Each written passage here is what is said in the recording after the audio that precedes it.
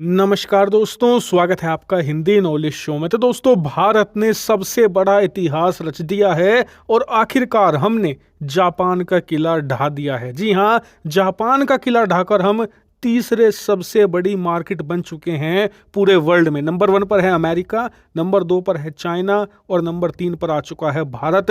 और पूरे वर्ल्ड में इस समय इसकी चर्चा हो रही है, खास करके यूरोपियन देशों में। क्यों? क्योंकि वहां पर यह कहा जाता था अब से 10 साल पहले तक कि भारत हर एक मामले में आगे निकल जाएगा, यहाँ फंस जाएगा, क्योंकि भारत के लोग गरीब हैं, इनके पास पैसा नहीं है, ये चीज़ खरीद ही नहीं सकते, ऐसे में इनका मार्केट बढ़ेगा ही नहीं। लेकिन आज वही यूरोपियन लोग हैं, आज वही पश्चिमी देशों के न्यूज़ नेटवर्क हैं, उनके न्यूज़ मीडिया हाउस हैं, जो सारे भारत के इस मार्केट पर बैठकर चर्चा कर रहे हैं और ये कह रहे हैं कि कैसे हमारे देश की कंपनियां भारत के इस मार्केट का फायदा उठा सकें। लेकिन ये पूरा मार्केट है क्या और भारत किस मामले में पूरे वर्ल्ड के अंदर 3rd नंबर पर आया है?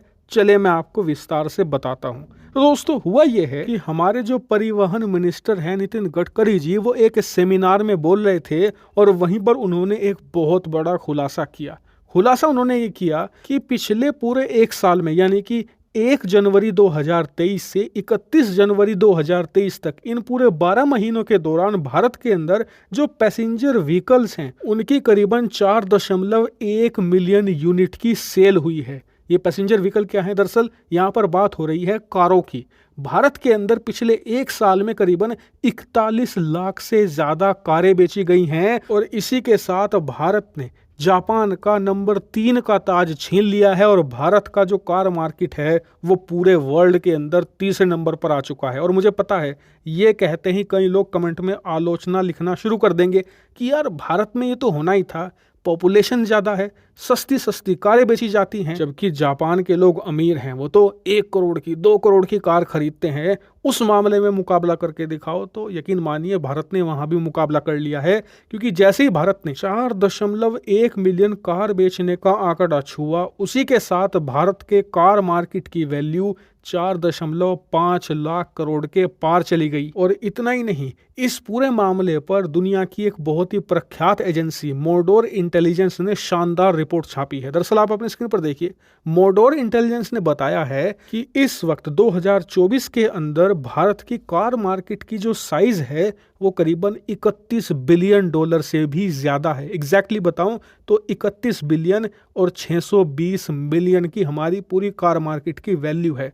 और सबसे खास बात, मोडोर इंटेलिजेंस आगे बताती है कि ये कार मार्केट हर साल 15% से भी ज्यादा ग्रोथ कर रही है और इसीलिए 5 सालों के बाद यानी 2029 तक ये कार मार्केट की वैल्यू डबल से ज्यादा हो जाएगी, करीबन 64 बिलियन डॉलर। और ये रकम कितनी ज्यादा बड़ी होगी, तो आलोचकों को मैं थोड़ा सा अंदाजा दे दूं कि इस धरती पर जितने भी देश हैं ना, उनमें से 50 से ज्यादा ऐसे देश हैं जिनकी टोटल जीडीपी भी 60 बिलियन डॉलर नहीं है। उदाहरण के लिए अपने पड़ोस में ही देख लो, चीन और पाकिस्तान को छोड़कर हमारे जितने भी पड़ोसी हैं, किसी की भी जीडीपी 60 बिलियन से ऊपर नहीं है।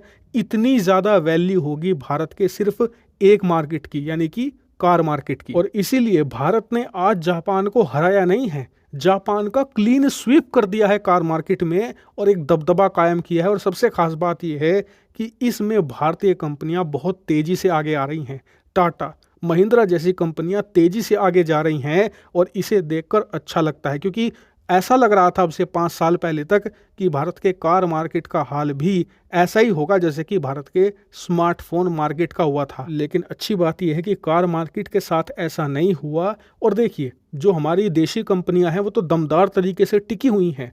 खास बात यह है कि जो विदेशी कंपनियां भी हैं वो सारी की सारी ऐसी हैं, इक्का दुक्का को छोड़कर, जिनका चीन से संबंध नहीं है या फिर चीनी लोगों द्वारा कंट्रोल की जाती हो। ये अच्छी बात है। उल्टा जो ज़्यादातर कार कंपनियां विदेशी हैं वो सारी ऐसे देशों से आती हैं जो चीन के कट्टर विरोधी हैं, यानी कि कोरिया, जापान, अमेरिका। हालांकि आप कहोगे कि अमेरिका की तो फिलहाल कोई नहीं बची, फोर्ड चली गई, जीएम चली गई, तो निश्चिंत रहिए, टेस्ला आ रही है 30 बिलियन डॉलर के बम्पर खजाने के साथ।